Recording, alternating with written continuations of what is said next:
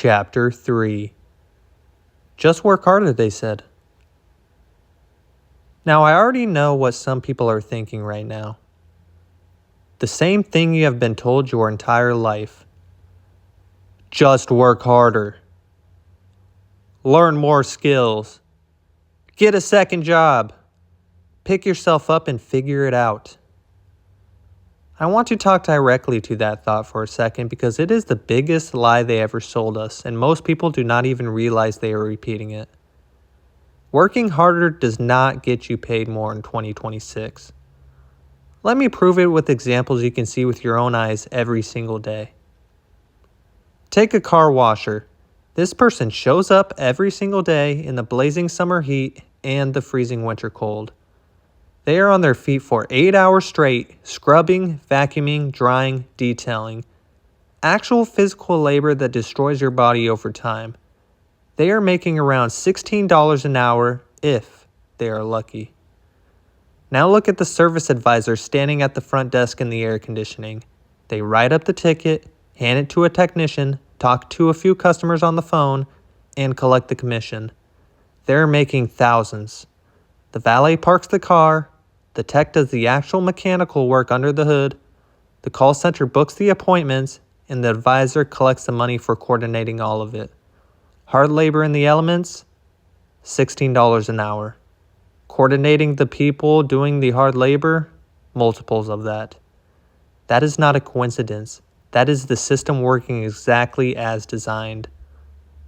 Look at warehouses, Amazon warehouse workers. And Amazon is the largest e-commerce company in the world, worth nearly $2 trillion. Founded by Jeff Bezos, who at his peak became the richest person on earth while his warehouse workers were urinating in bottles because they could not afford to take bathroom breaks without hitting their productivity quotas. Are walking 15 miles a day inside a building, lifting boxes, hitting impossible productivity targets that a computer monitors every single second. Their bodies break down. Their knees give out.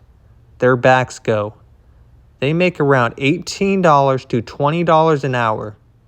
The regional manager who visits that warehouse twice a year, walks around with a clipboard, and sits in meetings, makes 6 figures easily.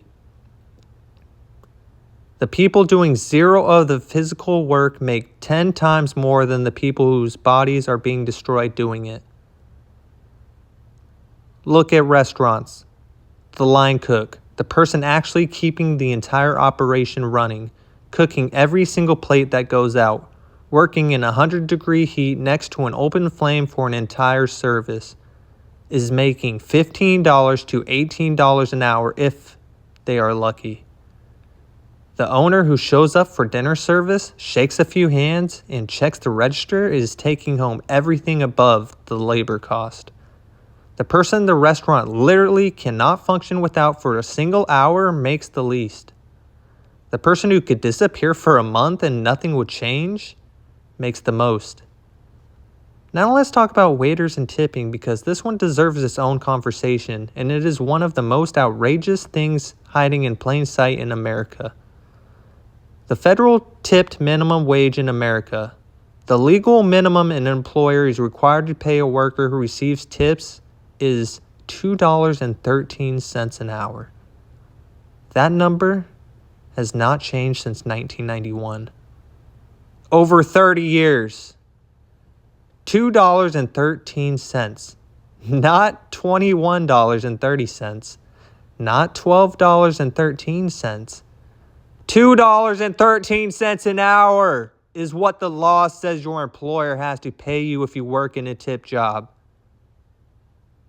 The idea that tips from customers are supposed to make up the difference to at least the federal minimum wage of $7.25 an hour, which is already poverty level, but if a shift is slow or customers do not tip, the worker can legally make almost nothing for hours of real work. So what happened? The restaurant industry, through decades of paying politicians to write laws that benefit their business, convinced the government to make customers responsible for paying their employees instead of the business itself. The employer gets the labor, you get the bill, The worker gets whatever is left over and hopes it is enough to pay rent.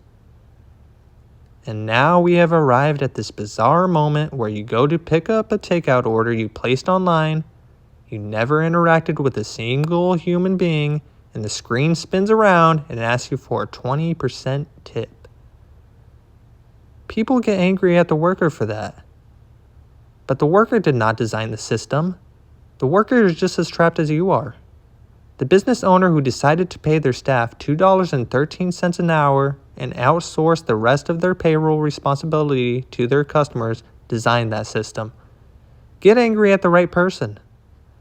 Some businesses now actually require a tip or build it automatically into the bill without telling you. That is not a gratuity anymore. That is just the price they did not want to advertise. Look at home health aides. These are the people going into strangers' homes every single day taking care of someone's elderly mother or disabled child, bathing them, feeding them, keeping them alive and comfortable and dignified. One of the hardest, most emotionally draining jobs that exists. They are making $13 to $15 an hour in most states. The healthcare administrator sitting in an office building managing the scheduling software for the agency that employs them is making $70,000 a year minimum. Look at teachers. They spend their own money out of their own paychecks buying supplies for their classrooms because the school district does not provide enough. They are responsible for educating and in many cases emotionally supporting 30 children at a time for 6 hours a day, while also dealing with parents, administrators, and an endless pile of paperwork.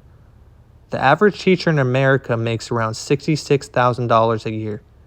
The textbook company selling the school system the materials those teachers use is a billion-dollar industry. The people running those companies makes millions. The pattern is the same every single time. The harder your body works and the more essential you actually are to the operation, the less you get paid. The further you get from the actual work, the more money you make. That is not an accident. That is a deliberate design. And here's the part that makes the just learn more skills argument fall apart completely. To move up in most of these systems, you do not just learn a skill. You have to join the system. You have to go into debt for a degree that may or may not actually get you the job. You have to know the right people. You have to be willing to become the advisor instead of the car washer, which means you have to be willing to be the person collecting the money while someone else destroys their body doing the actual work. The system does not reward hard work. It rewards proximity to power and willingness to extract value from the people doing the hard work. If you stay honest and work hard and refuse to play the game, you will be the car washer making $16 an hour in the rain until your knees give out. That is a real lesson they never taught you in school.